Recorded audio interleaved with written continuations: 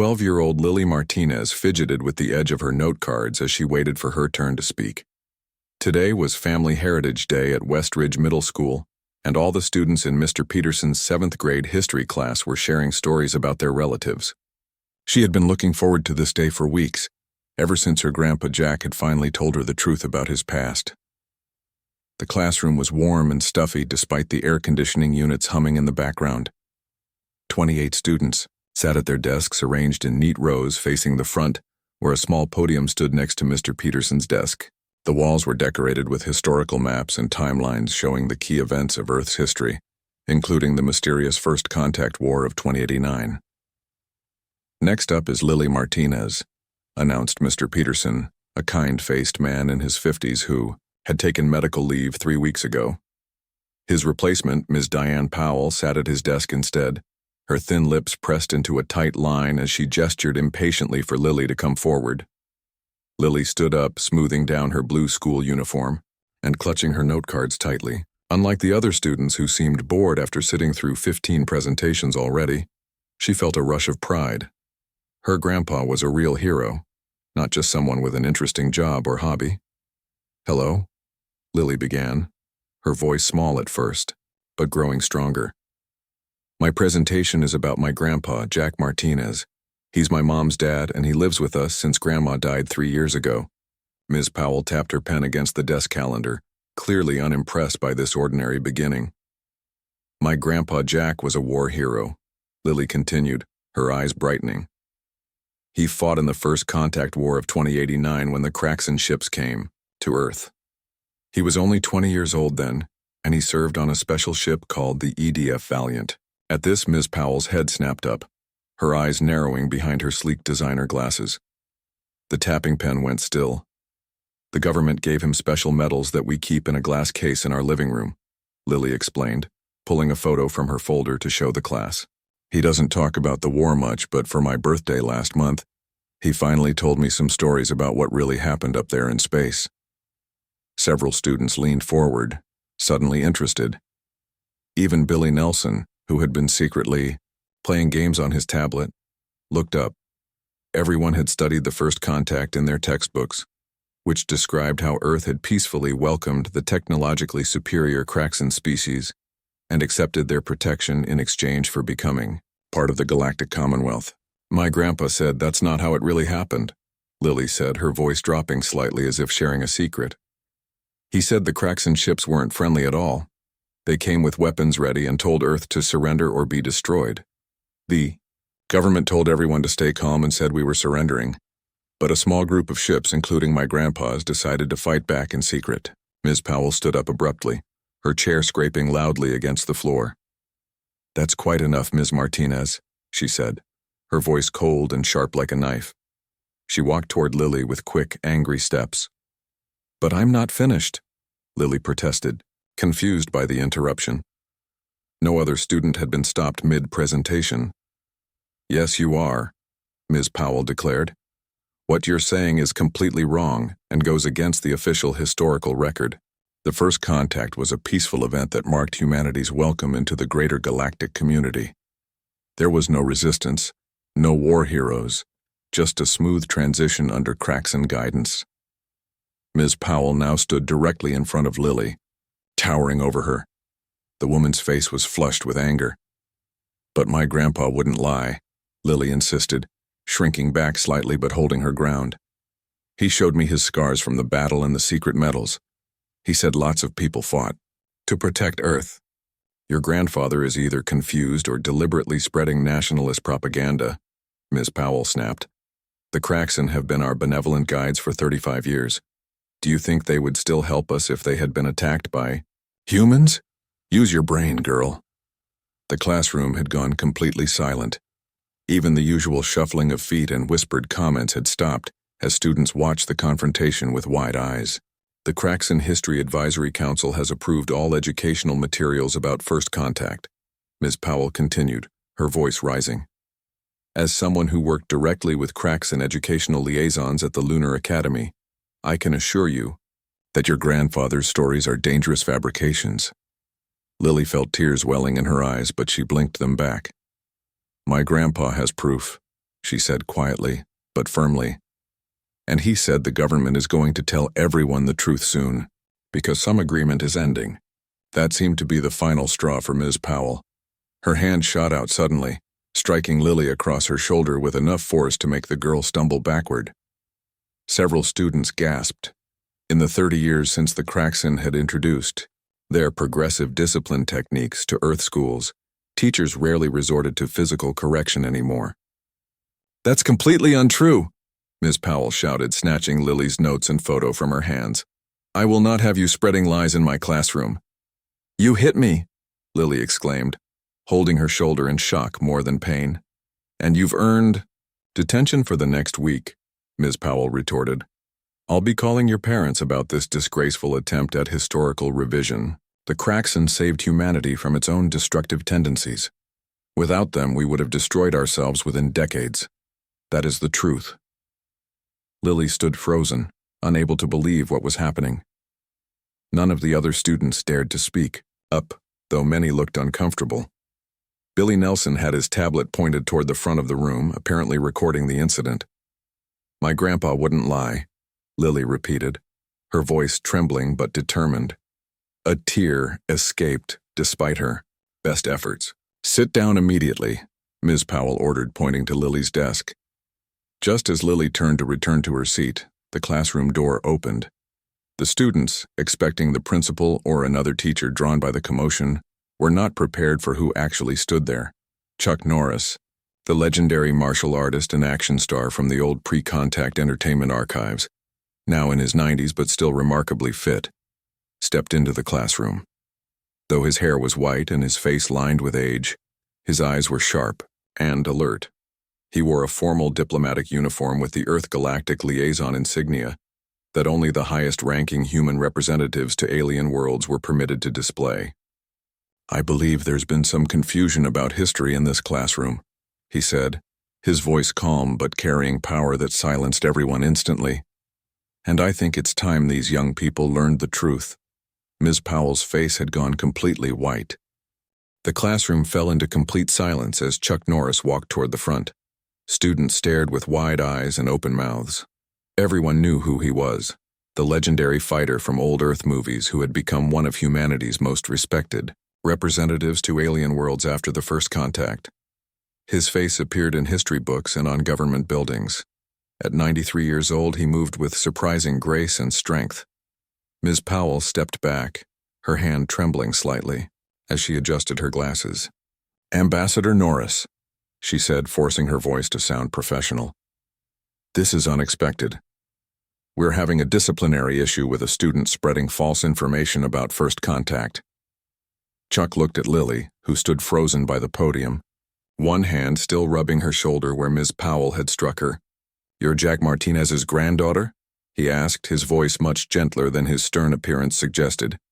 Lily nodded, too stunned to speak.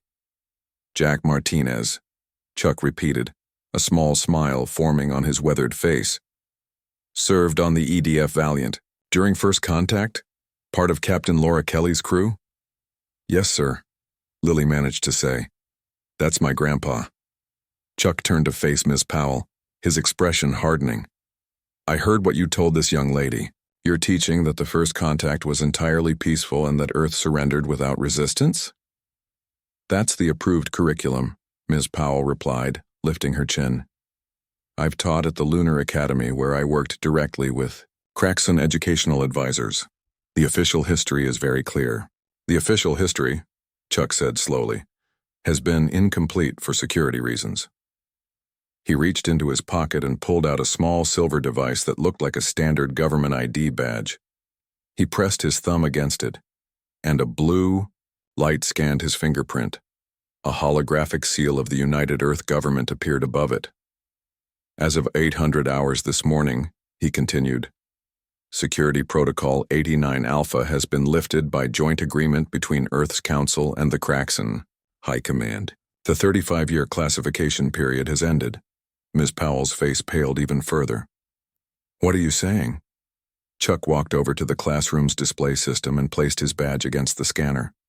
The large screen at the front of the room flickered to life, showing the United Earth government seal before displaying classified material, newly declassified, across the top.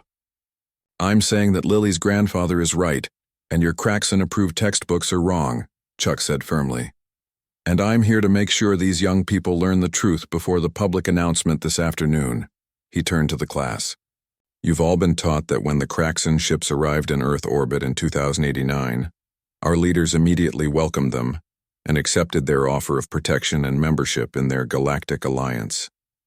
You've been told that humans recognize their technological inferiority and gratefully accepted Craxon guidance. Billy Nelson, still recording with his tablet, slowly raised his hand. That's what all our books say, sir. Books written under Craxon supervision, Chuck pointed out. But now I can show you what really happened. The display changed to show actual footage from space, massive alien ships surrounding Earth while smaller human vessels faced them. One ship was highlighted with a label, EDF Valiant. The first Craxon transmission to Earth wasn't an offer, a friendship, Chuck explained. It was an ultimatum: surrender or be destroyed. Their weapons were ready, and they made it clear they considered our planet valuable, but humans disposable.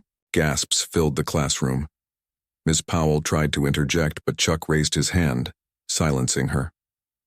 Earth's leaders announced our surrender publicly to buy time, he continued. But secretly, they authorized a small fleet to attempt a desperate defense. The Valiant was one of those ships.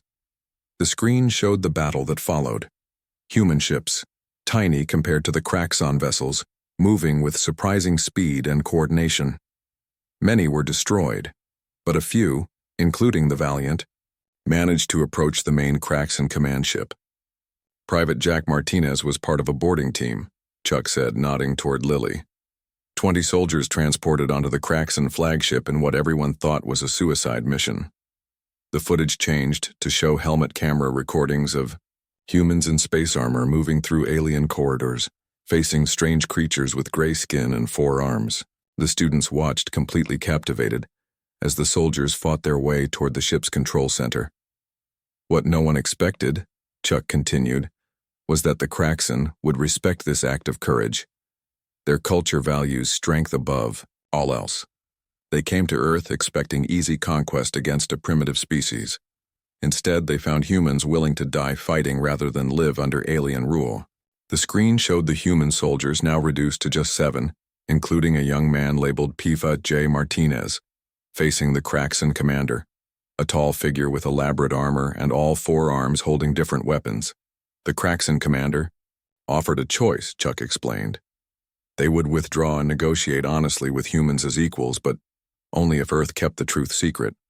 They couldn't afford for other worlds to learn that a small group of humans had successfully challenged them. It would damage their reputation as unbeatable conquerors.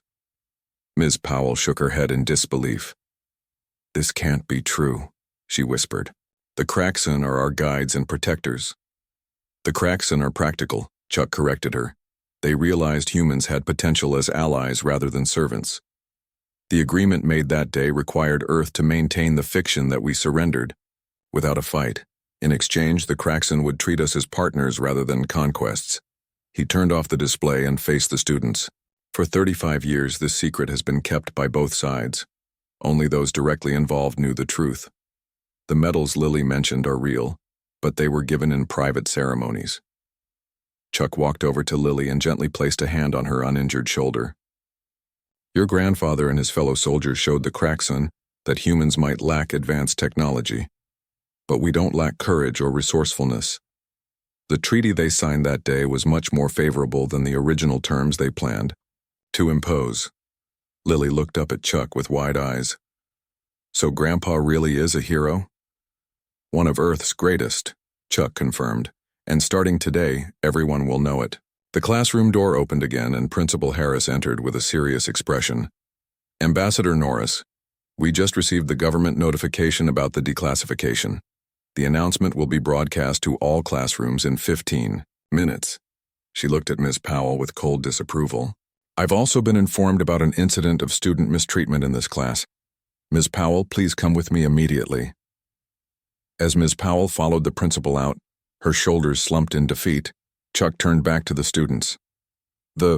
History you learn from today forward will be the true one, and Jack Martinez's name will be among those honored as the people who saved Earth's future. After Ms. Powell left with the principal, Chuck Norris pulled a chair to the front of the classroom and sat down. The students remained silent, still processing the shocking truth they had just learned. Their entire understanding of recent history had been turned upside down in minutes. "You all have questions," Chuck said, his voice gentle but firm. "I can see it in your faces. For your entire lives, you've been taught one version of history. Now you're learning it was only part of the truth." Billy Nelson raised his hand first. "Sir, if humans fought back, why did we agree to keep it secret? Shouldn't we be proud of what our soldiers did?" Chuck nodded thoughtfully. "Pride is good, but survival is better. 35 years ago, Earth was alone and vulnerable. The Kraxan had a vast empire with technology far beyond ours. If we had refused their terms, they could have destroyed us completely." He looked around at the young faces watching him. "The agreement bought humanity time. While pretending to be grateful servants, we've been learning, adapting, and building our strength. Today we're strong enough that the Kraxan can't simply crush us, which is why both governments agreed it's finally time for the truth." "What, about the Kraxan students at our school?" asked a girl in the back row. "There are 3 of them in 8th grade. Have they known the truth all along?" "No," Chuck answered. "Most younger Kraxan don't know either. Their government kept the secret, just like ours did. Only their highest leaders and our top officials knew the full story." Lily, who had returned to her seat, raised her hand next. "My grandpa said more stuff would be revealed today. Is that why you came to our school?" Chuck smiled at her. "Partly. The official announcement is happening worldwide in a few minutes. But I came here specifically because your grandfather asked me to." "You know my grandpa?" Lily's eyes widened in surprise. "Jack Martinez was on the same mission as my younger brother Aaron Norris," Chuck explained. "Aaron didn't make it back. But before the mission, he made me promise to look after his fellow soldiers if he didn't return. I've kept track of all the survivors over the years." Chuck stood up and walked to the window, looking out at the clear blue sky. "When Jack called me yesterday and told me his granddaughter was doing a presentation about him today, I thought it would be a good place to be when the news broke." Just then, the classroom display flashed on automatically. The United Earth government seal appeared, followed by the image of President Eleanor Garcia seated at her desk in the Oval Office. Beside her stood a tall Kraxan in formal diplomatic C attire. "Citizens of Earth and members of the galactic community," the president began. "Today marks 35 years since humanity's first contact with the Kraxan Federation. For all these years, we have described this historic meeting as a peaceful first encounter. Today, by mutual agreement between our governments, we can finally share the complete truth." As the president continued explaining exactly what Chuck had just told the class, the students watched with fascination. When footage of the actual battle began playing, several gasped as they recognized the same images Chuck had shown them minutes earlier. The Kraxan ambassador stepped forward and spoke in the slightly mechanical tone of the translation device. "The warriors of Earth impressed my ancestors with their bravery. In Kraxan culture, we respect strength and courage above all. The humans who boarded our command ship showed both qualities in abundance." The screen split to show images of the 7 surviving boarding team members, including a young Jack Martinez in his military uniform. Below each picture appeared their names and current ages. "These individuals," the president continued, "along with the crews of the resistance ships will receive public recognition for their service. Many were awarded medals in private ceremonies years ago, but now we can honor them openly. A special ceremony will be held next week at the Global Peace Center in Geneva." Chuck turned to Lily, whose face glowed with pride. "Your grandfather will be there," he told her. "And so will you and your family." Principal Harris returned to the classroom looking slightly dazed from the news. "Ambassador Norris," she said, "there are reporters gathering outside the school. They somehow learned you're here." Chuck nodded.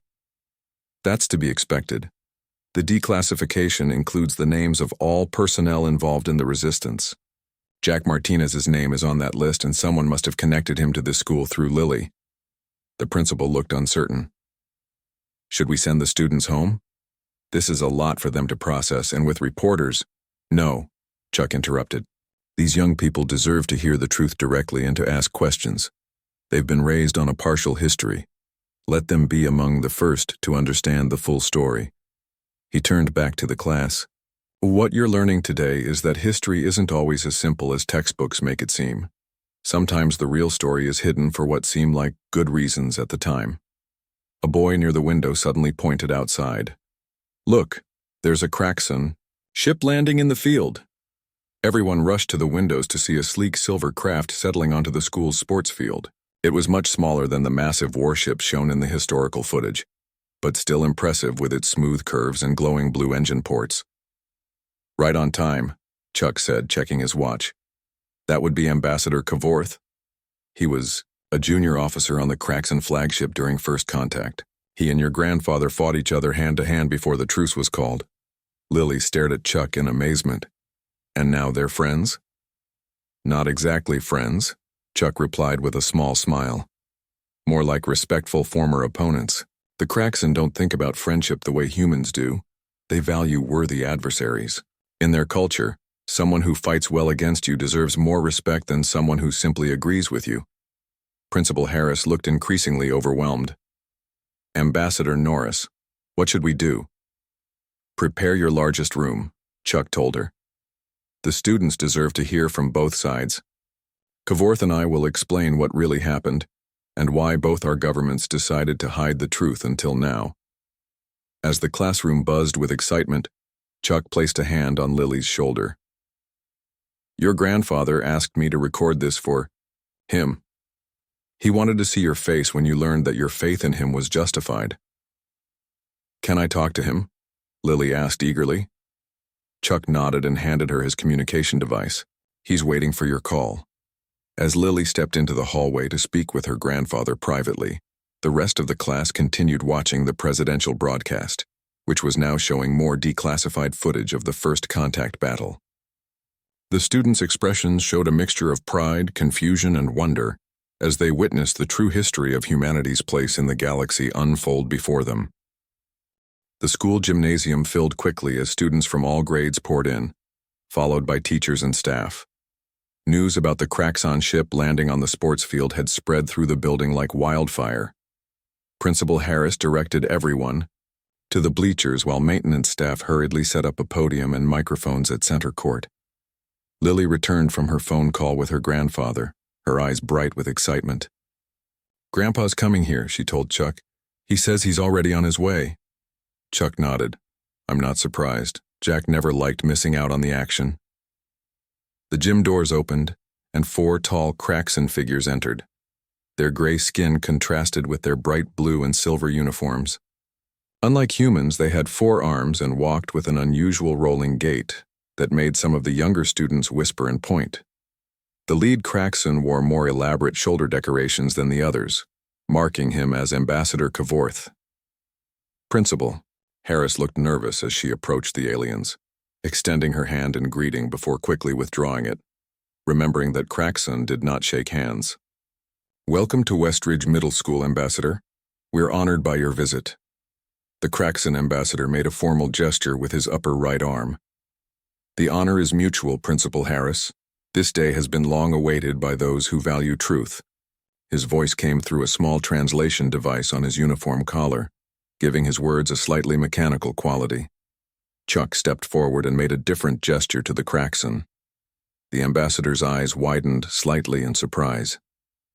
You remember the old warrior's greeting, Kavorth said. Few humans bother to learn our customs so thoroughly. Respect should go both ways, Chuck replied. That was the point of our agreement 35 years ago. The ambassador turned his attention to Lily, who stood beside Chuck. And this is the descendant of Martinez? The one who refused to accept the false history? Lily stood straighter, trying not to show her nervousness. My grandpa told me the truth. And you believed him when your teacher and textbooks said otherwise, Kavorth said. That shows strength of character. My people would approve. As they spoke, more reporters arrived, setting up cameras around the gymnasium. Local news stations had already begun broadcasting live from outside the school. The sudden revelation about first contact was becoming the biggest story of the decade. Principal Harris tapped the microphone at the podium. Everyone, please take your seats. We have a historic opportunity today to learn about an important part of Earth's history from those who were there. The gym quieted as Chuck and Ambassador Kavorth took positions at the front. Just as they were about to begin, the doors opened again. An elderly man in a press suit walked in slowly, using a cane for support. Despite his age and slight limp, he carried himself with dignity and purpose. "Grandpa," Lily called out, running to meet him. Jack Martinez hugged his granddaughter with one arm, keeping his other hand on his cane for balance. His weathered face broke into a wide smile. "You started quite the commotion with your school presentation, young lady." Lily looked worried for a moment. "Are you mad?" "Mad?" Jack laughed. "I'm proud of you. Sometimes it takes a child to speak the truth when adults have gotten too comfortable with lies." Together they walked toward the front of the gymnasium. When Jack saw Ambassador Kavorth, he stopped. The two former enemies studied each other for a long moment. "Private Martinez," the Craxon said finally, "you have aged." "So have you, Lieutenant." "Kavorth," Jack replied, "your scales are looking a bit dull these days." A strange rumbling sound came from the Craxon that the translation device interpreted as laughter. "Still speaking without proper respect, I see. Some things never change." As they reached the podium, Chuck stepped aside to make room for Jack. The three figures, Human, Craxon, and the legendary Chuck Norris, stood side by side facing the packed gymnasium. Principal Harris spoke first. "Today we're witnessing history being corrected. For years we've taught our students that first contact with the Craxon was a peaceful event where Earth gratefully accepted alien protection. Now we know there's more to the story." Chuck stepped to the microphone. 35 years ago, these two men faced each other in combat aboard a Craxon warship. He gestured to Jack and Kavorth. One was defending his planet, the other following orders to conquer it. Their fight ended in a stalemate that changed the course of human history. Jack spoke next, his voice stronger than his frail appearance suggested. "We were outnumbered and outgunned. The Craxon ships had technology we couldn't hope to match. Most of my teammates died getting to the command center.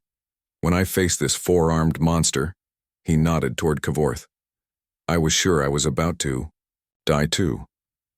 The Craxon ambassador took his turn at the microphone. The human fought with unexpected skill and desperation. In Craxon culture, we believe that how a species fights reveals their true nature. The humans showed they would rather die fighting than live as slaves. This earned our respect. A student raised her hand. "But if humans impressed the Craxon, why did we hide the truth for so long?" Ambassador Kavorth answered.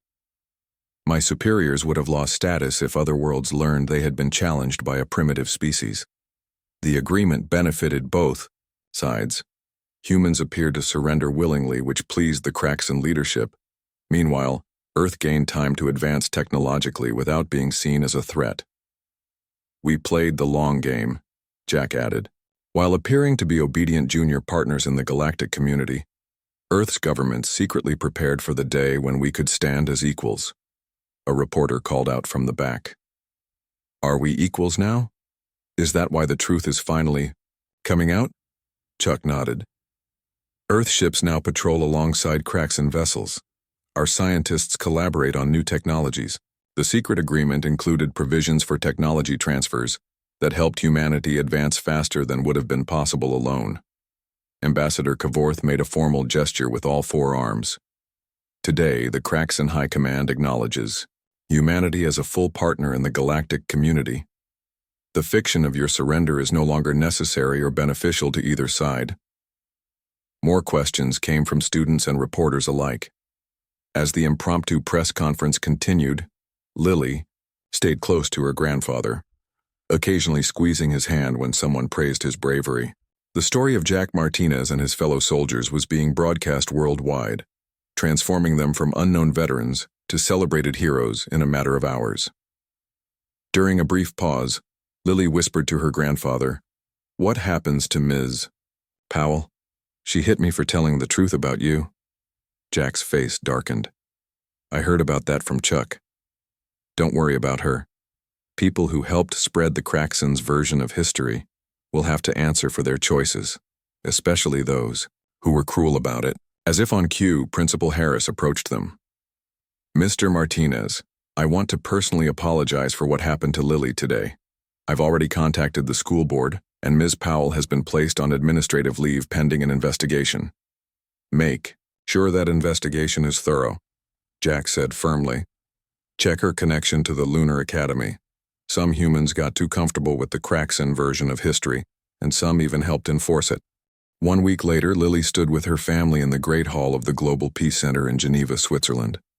The massive room, with its high glass ceiling and polished stone floors, was filled with dignitaries from Earth and other worlds. Reporters lined the walls, cameras ready to capture this historic moment. Lily wore a new blue dress for the occasion.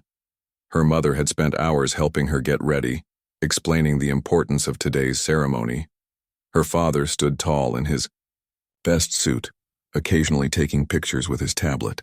But Lily's attention stayed fixed on her grandfather, who sat in the front row with the other surviving members of the boarding team. Jack Martinez looked different today. He wore a crisp military dress uniform with rows of medals across his chest. His silver hair was neatly combed, and he had traded his everyday cane for a more formal one with the Earth Defense Force emblem. Despite his age, he sat straight and proud. He looked so different, Lily whispered to her mother.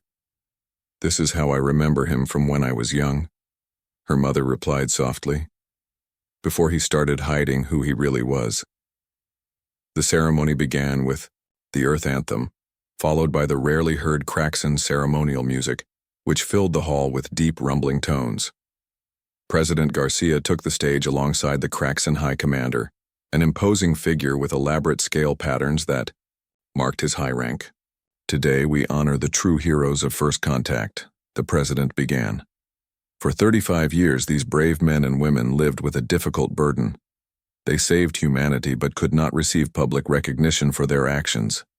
That changes today. One by one, the surviving members of the boarding team were called forward. Only 7 remained from the original 20. Each walked or wheeled themselves to the center of the stage where the president waited. When Jack's name was called, Lily clapped until her hands hurt. Private Jack Martinez, announced the president, who faced Lieutenant Kavorth in single combat on the bridge of the Crackson flagship and fought to a standstill, helping establish mutual respect between our species. Jack walked slowly to center stage. The High Commander stepped forward with a large medal, not a human one, but a Crackson honor symbol rarely given to non-Cracksons. The Star of Worthy Opposition, the High Commander said through his translator, for demonstrating courage and skill against superior forces. The Crackson people recognize your valor. As the alien leader placed the medal around Jack's neck, cameras flashed throughout the hall. This image, a human veteran receiving honors from the very species he had fought against, would appear on news feeds across the galaxy. Following the medal ceremony, Chuck Norris took the stage. Although not part of the original boarding team, his role as keeper of their secret and advocate for human dignity had earned him a place of honor. The truth about First Contact changes our understanding of human history, Chuck said. But more importantly, it changes how we see ourselves. We were never a species that surrendered without a fight. We were never willing servants. We were strategic partners who earned our place among the stars. The crowd applauded as Chuck continued.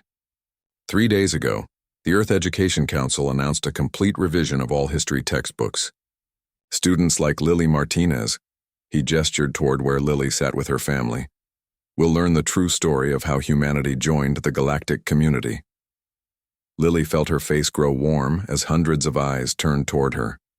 Her mother squeezed her hand supportively, and speaking of Lily Martinez, Chuck said with a smile, I believe her grandfather has something to say. Jack returned to the microphone, moving slowly but purposefully. My granddaughter stood up for the truth when it wasn't popular or safe. She believed in me when her teacher and textbooks said I was a liar. He paused, his voice growing stronger. That kind of courage, Standing up for truth even when authority figures tell you otherwise is exactly what saved Earth 35 years ago. The audience broke into applause again. Jack waited for quiet before continuing. I'm proud of Lily, just as I'm proud of the men and women I served with. But I'm most proud of how humanity played the long game. We appeared to accept alien guidance while secretly preparing to claim our rightful place among the stars. After the ceremony, a special reception was held for the honored veterans and their families. Lily stayed close to her grandfather as important. People from around the world came to shake his hand. Ambassador Kavorth approached them, now wearing ceremonial armor that made him look even more imposing. Young Lily Martinez, the Kraxon said, bending slightly to address her directly. Your actions have drawn attention in unexpected places. What do you mean? Lily asked, trying not to sound nervous. The Kraxon Youth Academy has never admitted a human student, Kavorth explained. But your demonstration of integrity and courage has impressed our Education Council.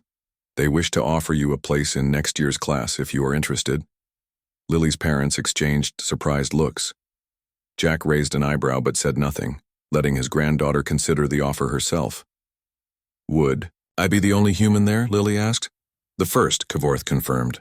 Others might follow, but you would be the Pathfinder. Lily thought for a moment. Just like Grandpa was a Pathfinder 35 years ago? The Kraxon made the rumbling sound that passed for laughter. Indeed. The quality appears to run in your family. Before Lily could respond, more guests approached, eager to meet Jack Martinez. The conversation with Ambassador Kavorth would have to continue another time. Lily had much to think about. Later that evening, as the Martinez family prepared to return to their hotel, Lily found a moment alone with her grandfather. They stood by a large window overlooking the lights of Geneva, with the famous water fountain illuminated in the distance. Did you ever imagine this day would come, Grandpa? Lily asked. When everyone would know what you did? Jack looked out at the city lights. To be honest, no. I thought I'd take that secret to my grave. Most of us did. He turned to face her. But I'm glad the truth is out now. Not just for me, but for humanity. Because now we don't have to pretend anymore? Lily asked. Exactly. Jack nodded. For 35 years, humans have been seen as the junior partners in the galactic community. The ideal newcomers who needed guidance and protection. Now everyone knows we earned our place through courage and clever thinking. Lily smiled at her grandfather. Ms. Powell said I was spreading lies, but I knew you wouldn't make up stories. The truth matters, Lily, Jack said, putting his arm around her shoulders. Sometimes it has to wait for the right moment, but it always deserves to be heard. As they watched the city below, a Kraxon ship passed overhead, its lights blinking against the night sky. It was joined by a smaller Earth, vessel flying in formation. Two different worlds, now truly partners in the vastness of space. Are you going to accept Ambassador Kavorth's offer? Jack asked. The Kraxon Academy is supposed to be pretty tough. Lily thought for a moment, then smiled. I think I will. Someone has to be first, right? Just like you were. Jack laughed softly. That's my girl. Never afraid of a challenge. And in that moment, as grandfather and granddaughter looked up at the stars, the future of human and Kraxon relations seemed brighter than ever before.